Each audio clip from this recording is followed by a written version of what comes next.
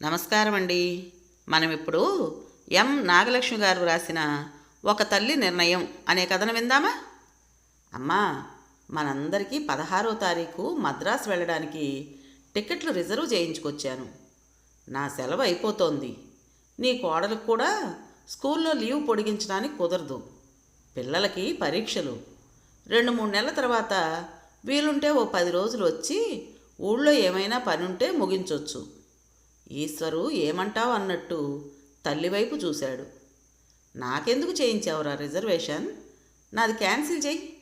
ఇక్కడ ఇల్లు అది చూసుకుంటూ నేను ఇక్కడే ఉంటాను.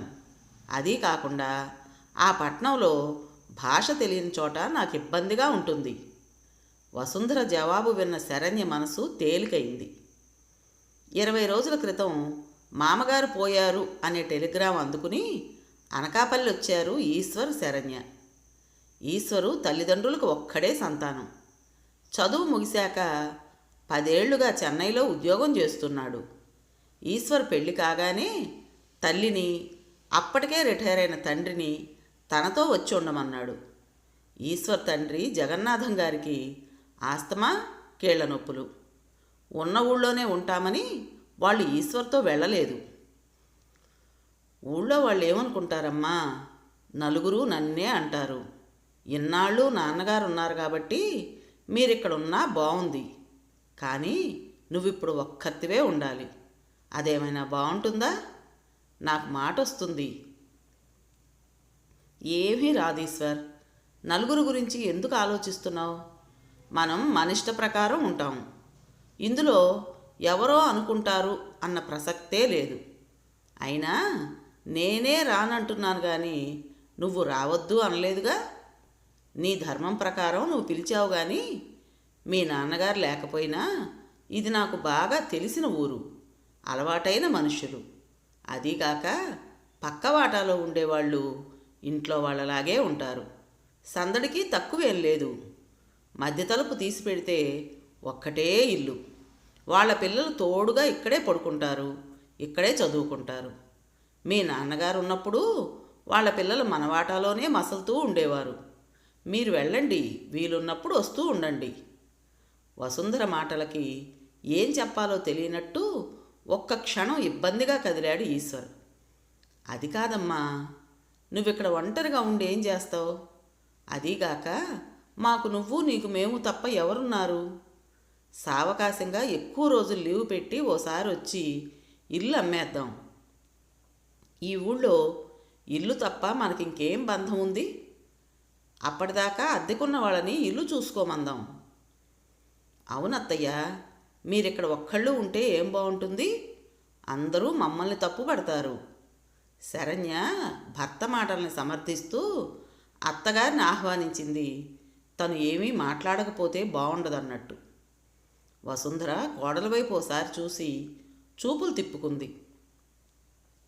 శరణ్య మంచిదే. ఇదివరకు 2-3 సార్లు వసుంధర, జగన్నాథం గారు ఈశ్వర్ దగ్గర కొన్నాళ్ళు ఉండి వచ్చారు. ఈశ్వర్, శరణ్య ఎంతో మర్యాదగా చూసుకునేవారు. పిల్లలు ప్రేమగా ఆప్యాయంగానే ఉంటారు. అయితే ఈశ్వర్, శరణ్య ఇద్దరూ పగలంతా ఇంట్లో లేకపోయినా వసుంధర, జగన్నాథం గారు పుస్తకాలు చదువుతూనో, వంట పని, ఇంట్లో చిన్న చిన్న పనులు ఏవైనా చేస్తూనో కాలక్షేపం చేశారు.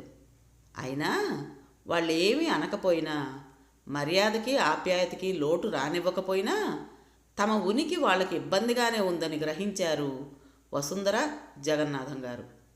వీళ్ల కోసం వాళ్ళ వంటల్లో మార్పు వచ్చేది. సాయంకాలం ఇంట్లో పెద్దవాళ్లతో గడపాలి కాబట్టి అన్నట్టు వాళ్ళు ఎక్కడికి బయటికి వెళ్ళేవారు కాదు. వెళితే నలుగురు ఏదైనా గుడికో గోపురానికో. ఈశ్వర్ అద్దెకున్న ఇల్లు 4 గదులు అన్న మాటే కానీ ఇల్లు చిన్నదే. వాళ్ళకి ప్రైవసీ కూడా తక్కువగానే ఉండేది. వాళ్ళు ఏం అనకపోయినా వాళ్ళ జీవన సరళిలో తాము వెళ్ళినప్పుడు కొన్ని మార్పులు వస్తున్నాయి అన్నది వాళ్ళు ఇట్టే గ్రహించేవాళ్ళు. తమని వదిలేసి సినిమాలకి, షికార్లకి, హోటళ్ళకి వెళ్ళనూ లేరు. పార్టీలకి దానికి కూడా తామున్నామని వెళ్ళడం మానేసేవారు. ఇంట్లో సాయంత్రం కాసేపైనా తల్లిదండ్రులతో గడపాలన్న ఈశ్వర్ కోరిక మేరకు శరణ్య పైకి తేలకుండా ఉండేది. ఇప్పుడు తనకి బీపీ షుగరు రెండూ ఉన్నాయి. ఇంట్లో వంట కూడా ఒకే రకంగా చేసుకోవటానికి కుదరదు. వయసులో ఉన్నవాళ్ళు మసాలాలు అవి వండుకోకుండా తన కోసం చప్పిడి కూరలు తింటూ స్వీట్లు తినకుండా ఉంటారా? తనకి పెట్టకుండా తినడానికి బిడియపడతారు.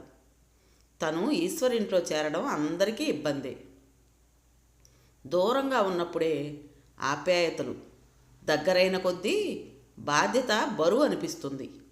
కొన్నాళ్ళు మాత్రమే ఉంటారు అన్నది తెలుసు కాబట్టి ఇదివరకు ఈశ్వర్, శరణ్య తమకి ఏమాత్రం ఇబ్బంది ఉండకూడదు అన్నట్టు ప్రవర్తించేవాళ్ళు. ఇప్పుడు శాశ్వతంగా ఉండిపోతుంది అన్న భావం వస్తే వాళ్ళు మారిపోతారు. అది సహజమే. ఒకరి కోసం ఎన్నాళ్ళని వాళ్ళు వాళ్ళ జీవన విధానాన్ని మార్చుకోగలరు? సాధ్యమైనంత వరకు విడిగా ఇక్కడుండడమే మంచిది. అందుకే ఇదివరకైనా ఈశ్వర్ బాధపడతాడు అని 2-3 సార్లు వెళ్ళారు తప్ప తనకి కానీ జగన్నాథం గారికి కానీ వాళ్ళ దగ్గర ఉండాలని ఎప్పుడూ అనిపించేది కాదు. తను అక్కడికి వెళ్ళడం వల్ల అందరూ ఇరుకున పడిపోతారు. తనకి భాష రాదు, నీళ్ల ఇబ్బంది, పని మనిషి ఇబ్బంది. ఇక్కడైతే డాక్టర్ దగ్గరికి తను ఒక్కతే వెళ్ళొస్తుంది. అన్ని పనులు స్వయంగా చేసుకుంటుంది. సాయంత్రం వీధిలో ఎంతోమంది తనయుడు వాళ్ళున్నారు. వాళ్లతో గుడికో గోపురానికో వెళ్ళి కాలక్షేపం చేస్తుంది.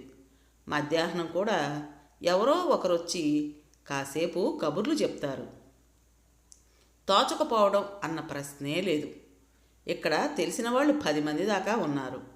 ఏ పని చెప్పినా చిటికలో చేసుకొస్తారు.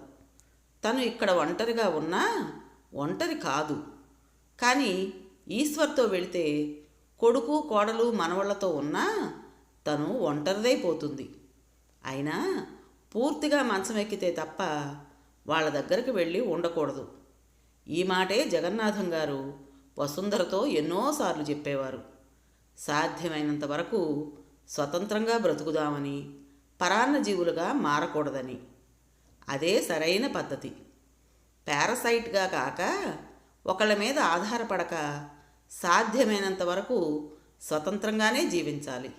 అంతగా తోడు కావాలంటే తన చెల్లెలు భర్త పోయి పిల్లలతో నానాపాట్లు పడుతోంది. రమ్మంటే ఒకరికొకరు తోడవుతాం. ఏంటమ్మా, ఏం ఆలోచిస్తున్నావు? ఈశ్వర్ మాటలతో ఈ లోకంలోకి వచ్చింది వసుంధర. ఏం లేదురా, ఈ ఇల్లు, ఈ ఊరు, అలవాటైన పరిసరాలు వదిలి రాలేనురా. అయినా నేను ఇప్పుడు ఏమంత ముసలిదాన్ని అయిపోయానని అన్ని పనులు చేసుకోగలను. అక్కడ మీరిద్దరూ ఉద్యోగాలకు వెళ్ళిపోతే నేను ఒక్కదాన్ని ఉండాలి. సాధ్యమైనంత వరకు పారసైట్లా బతకూడదనేవారు మీ నాన్నగారు. నా టికెట్ క్యాన్సిల్ చేయించు. మూలపడితే ఎలాగూ మీకు చేయకా తప్పదు, నేను మీ దగ్గరకు వచ్చి ఉండకా తప్పదు. ఏంటమ్మా అంతలా ఆలోచిస్తున్నావు? మాకు నువ్వు బరువా? ఒక్కత్తివి ఇక్కడ. ఈశ్వర్, ఈ ఊళ్ళో అందరూ తెలిసిన వాళ్లే. ఎవ్వరిని పిలిచినా పలుకుతారు. వీధి నిండా నా ఈడు వాళ్ళు కాలక్షేపానికి ఉన్నారు. అంతగా ఒంటరిని అనిపిస్తే సరస్వతిని పిలుస్తాను. ఇద్దరం ఉంటాం. నా గురించి ఆలోచించక మీరు వెళ్ళండి. ఈశ్వర్ చిన్నబుచ్చుకున్నట్టు మొహం పెట్టాడు, ఏం మాట్లాడాలో తెలియక. అత్తగారి నిర్ణయం శరణ్యకి ఎంతో రిలీఫ్గా ఉంది. అత్తగారు ఎంత మంచిదైనా ఆవిడ తమతో ఉంటే ఇబ్బందే. ప్రైవసీ తక్కువ అవడమే కాకుండా వంటల్లో కొన్ని పద్ధతుల్లో మార్పు చేయక తప్పదు. డబ్బంటే ఎంత పంపించినా పర్వాలేదు, కానీ తమ స్వేచ్ఛకి అడ్డు అనిపిస్తే మాత్రం సర్దుకోవడం కష్టం. అత్తయ్య గారు సరస్వతి అత్తయ్య గారిని పిలుచుకుంటానన్నారుగా. కొన్నాళ్ళు అయ్యాక ఆవిడకి ఎప్పుడు రావాలనిపిస్తే అప్పుడే వస్తారు. మీరు మరీ బలవంత పెట్టకండి. మామయ్య గారు మసిలిన ఈ ఇంటిని అంత త్వరగా ఆవిడ వదలలేరు. మనమే అప్పుడప్పుడు వచ్చి చూద్దాం. శరణ్య ఈశ్వర వైపు చూస్తూ అంది. ఈశ్వర్కి కాస్త కష్టం అనిపించినా తల్లి నిర్ణయం ఓ రకంగా తనని గట్టున పడేసింది అనుకున్నాడు. పిల్లల ట్యూషను, డ్యాన్సు, స్పోర్ట్స్ క్లాసులు అంటూ రోజు ఈశ్వర్, శరణ్య ఆఫీసులకు వెళ్లే ముందు వచ్చాక కూడా చాలా బిజీగా ఉంటున్నారు. ఇంట్లో ఉండేది తక్కువ. సగం రోజులు రాత్రి భోజనం బయటే. నిజంగా తల్లి తమతో వస్తే తాము కొన్ని యాక్టివిటీస్కి స్వస్తి చెప్పాల్సిందే. తన కొలీగ్స్ ఇళ్లలో కొంతమంది తల్లి తండ్రిని ఉంచుకుని వాళ్ళు వీళ్ళ మీద వీళ్ళు వాళ్ళ మీద ఎన్ని ఇబ్బందులు పాలవుతున్నారో వాపోవడం, ఇంట్లో రోజు జరిగే భాగవతాలతో పిచ్చెక్కిపోతుందనడం, మానసికంగా నలిగిపోవడం చూస్తూనే ఉన్నాడు. ఎంతో ముందు చూపుతో సాధ్యమైనంత వరకు కొడుకు మీద ఆధారపడకుండా స్వతంత్రంగా ఉండాలన్న తల్లి నిర్ణయాన్ని హర్షించకుండా ఉండలేకపోయాడు ఈశ్వర్. తల్లిని తనతో రావటానికి ఒప్పించలేకపోయాననే దిగులు ఉన్నా కూడా. విన్నారు కదండి. మరి ఈ కథ మీకు నచ్చిందా? నచ్చినట్టయితే లైక్ చేసి మరో నలుగురికి షేర్ చేయండి. అలాగే ఈ కథ పైన మీ విలువైన అభిప్రాయాన్ని కామెంట్ బాక్స్లో తప్పకుండా తెలియజేస్తారు కదూ. మరి ఇంత మంచి కథను మనకు అందించిన ఎం నాగలక్ష్మి గారికి మనందరి తరపున మనస్ఫూర్తిగా ధన్యవాదాలు తెలుపుతూ, ఇటువంటి మంచి మంచి కథల కోసం కొత్త వాళ్ళు మన ఛానల్ని తప్పకుండా సబ్స్క్రైబ్ చేసుకోండి. రేపు మరో మంచి కథతో మీ ముందుంటాను. అప్పటి వరకు ఉంటానండి.